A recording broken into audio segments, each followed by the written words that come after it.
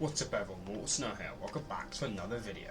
In today's video, we're going to be covering Diego's plan for the Fortnite Island and the storyline of Season 3.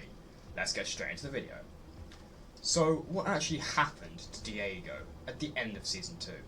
Well, Diego was obviously creating the Spirit Realm portal near Miss Magic Mosses, preparing to go in it, powering it up, had the Mask of Power, and was ready to go in it and take on the Dark Presence. But as soon as he went into it, he was immediately corrupted by the Dark Presence power and turned into a puppet and become a very servant of the thing he tried to destroy. Until now you have become the very thing you swore to destroy. Then we kind of take a break from the whole Diego storyline and we cut off to our whole Star Wars storyline. And in the Star Wars storyline, we basically have the Empire on the map, looting the island, and not too much happens. You have the Mandalorians. We have to try and convince them to join us, to gather intel and stuff like that to turn, basically turn the tide to fight the Empire. And it all ends with an end of season live event where we infiltrate the Death Star, disabling all the systems, so the aerial team attack run could be successful. And we are successful, and the Death Star is destroyed, the Empire is gone, and the island is saved. Although, we thought. How did you know that would work? I didn't! Well, good work back there. This is Blue 3. I'm in my final approach. Torpedoes away in 3, 2, 1. Torpedoes away! Bullseye! Get out of there, Blue 3.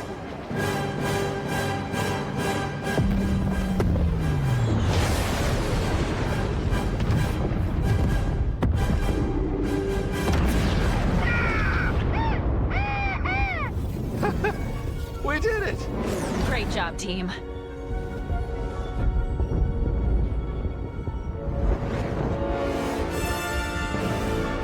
That is not good.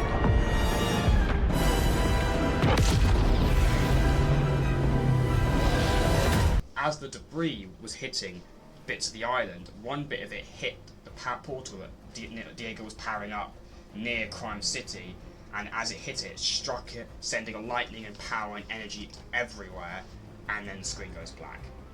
Cuts to us on the ground with power. Yes, that energy pulse from the portal is actually how all the people on the island got their powers.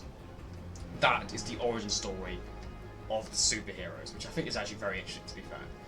Now we're going into Season 3. Diego is back. Our Diego is back on the island. Where is he now? Well, he wasted no time and immediately set up his base of operations at Demon's Domain, a huge citadel fortress looking over the island with a vortex of power around it and corruption spreading around it. Diego is no longer himself. He is now a villain. Now, if you actually go to Diego, actually at Demon's Domain, and you actually fight him in the boss fight, you can tell something's is a little bit off. Before you even fight him, he's in some sort of trance or something where he's not or some sort of meditation state. And as soon as you start fighting him, he lifts into the air, has 3 shields around him.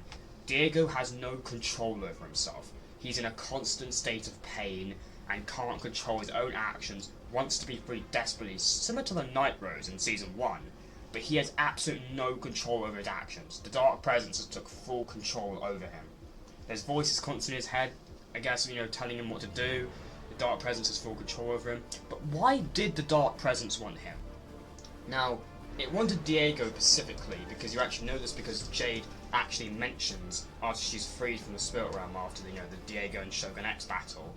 She specifically mentions that it wanted them, but it specifically wanted Diego. And I think I know exactly why it specifically wanted Diego. Diego is a hero in a way, but he's also kind of like a villain. He's got good motives. He wants to do good things, but he does it for the wrong reasons. He's got some sort of villainous aspects in him, and Dark Presence probably views those things as quite valuable. And if he was corrupted, he could take those parts of him to the next extent and make him a full embodiment of evil to serve him. Not just that, but he also knows how to make Oni masks and masks of power after, being the powerful masks were banned at the end of the Shattering War. they weren't able to make masks of power, but his ancestors were the ones that made masks of power, and he inherited it from his grandfather, the shop, to make the masks, and he wanted to make powerful masks. He just wasn't more interested in making powerful masks, rather just relic masks. And the Dark Presence knew that, knew how powerful Diego was, and knew that he knew the true way of how to create these masks, and the Dark Presence wanted these masks, wanted someone who was powerful, who could be manipulated to be evil, and could also serve him and make these masks. And I think that's exactly why the Dark Presence chose Diego specifically and wanted Diego more than the others, because Diego could actually benefit him. Similar to like how, you know, Fletcher Kane kind of wanted the Oni masks and wanted some masks of power and stuff. The Dark Presence wants that for his, you know, for his demon army. And I would even say that there's even like a specific mask that Diego might have to make for the Dark Presence later down the line, like an ultimate mask of power of some sort for the Dark Presence himself when he gets revealed and stuff later in the season, or even next season. We could be seeing Dark Presence very, very soon. But I do think that the Dark Presence definitely specifically wants Diego for that reason. What's Diego's actual role in the Dark Presence's like demon army? Well, he's basically taken the place of Shogun X. He is now the leader of the demon army, and Core, who's working with him, has actually taken the place of lieutenant of the demon army, basically replacing Night Rose's role. Now, if you want to actually know why Core, how she came back to storyline, I'm dropping a video later explaining her involvement in storyline and how she came back, so stay tuned for that one. Now, Diego's plan. Diego's plan is to bring his new master, the Dark Presence, to the Fortnite Island. And how he's going to be doing that is he's actually creating a portal. If you look at Demon's Domain, underneath there's actually a portal like being created. He's creating a portal that will soon shoot a massive rift into the sky, similar to what we had, you know, at the end of Season 2. And it will bring the Dark Presence to the Fortnite Island. There's also a likely chance he's stirring up a hive below Demon's Domain, which will lead to the bug invasion season, which we have next season. But I do very likely suspect that the bugs will be like actual like insect bugs. There'll be some sort of like creatures from the Spirit Realm, probably another line of defense from the Dark Presence after it gets defeated in the season. And most likely we will see the reveal of the Dark Presence. I would say honestly as early as the end of this chapter. I don't think we'll see it this season, but I definitely think there's a chance next season. Now there's a leaked style of Diego that shows him more like powered up, and I believe that as he opens his portal to bring the Dark Presence to the map, he's going to power up more and more and more as he puts more and more energy into the portal, and it basically powers up along with him, creating more and more energy to bring the Dark Presence to the Fortnite Island. I'm not gonna lie, I'm a huge fan of the Chapter 6 storyline right now. I think the storyline is the best we've had since Chapter 3. I also want to say a huge shout out to Resto, because Resto's like the main reason I'm kind of like, apart from the lore being really good, when I see his videos, it kind of makes me want to make more storyline videos, to be honest with you, so huge shout out to him. Yeah, I'm not gonna lie, I'm definitely going to be posting a lot more Chapter 6 lore videos. If you do enjoy this video, please like the video and subscribe, and I'll catch you on the next one. Peace.